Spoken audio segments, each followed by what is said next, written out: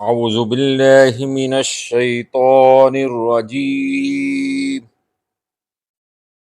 بسم الله الرحمن الرحيم. يا ودود صل على سيدنا محمد وآله وصحابه إنك رحيم ودود.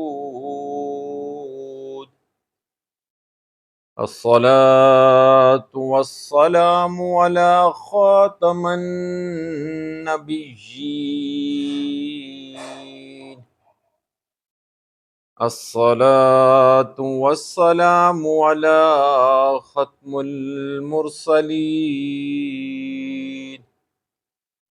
الصلاة والسلام على رحمة للعالمين.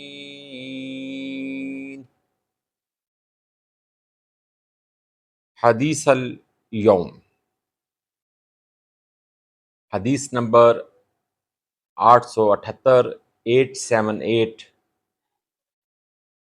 مشکات المصابیح کتاب کا نام ہے، اور آج کا جو اس کا چیپٹر ہے وہ ہے نماز کا بیان، اور اس میں رکوع کا بیان ہے کہ کس طرح رکوع کرنا ہے نماز کے اندر۔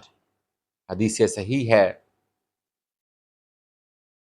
حضرت ابو مسعود انصاری رضی اللہ تعالی عنہ بیان کرتے ہیں کہ رسول اللہ صلی اللہ علیہ وآلہ وسلم نے فرمایا، جب تک رکوع و سجود میں اپنی کمر مکمل طور پر برابر نہیں کرتا، جب تک آدمی رکوع و سجود میں اپنی کمر مکمل طور پر برابر نہیں کرتا، اس کی نماز درست نہیں۔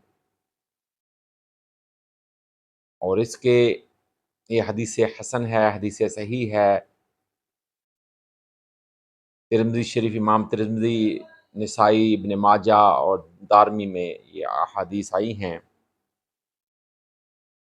کہ جو بندہ رکوع میں جب جائے تو اس وقت اس کی جو کمر ہے وہ بالکل سیدھی ہونی چاہیے۔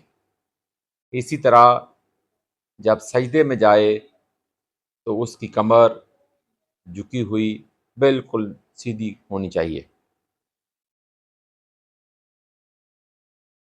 اللہ تعالی ہمیں دین کو صحیح طرح سمجھنے کی اور اس پر عمل کرنے کی توفیق عطا فرمائے۔ حدیث مبارکہ ایک دفعہ دوبارہ سن لیں۔ حضرت ابو مسعود انصاری رضی اللہ تعالی عنہ بیان کرتے ہیں کہ رسول اللہ صلی اللہ علیہ وآلہ وسلم نے فرمایا، جب تک آدمی رکوع و سجود میں اپنی کمر مکمل طور پر برابر نہیں کرتا، اس کی نماز درست نہیں ہوتی۔ راوی ہیں ابو داؤد، امام ترمذی، نسائی، ابن ماجہ اور دارمی۔ اللہ تعالی ہم کو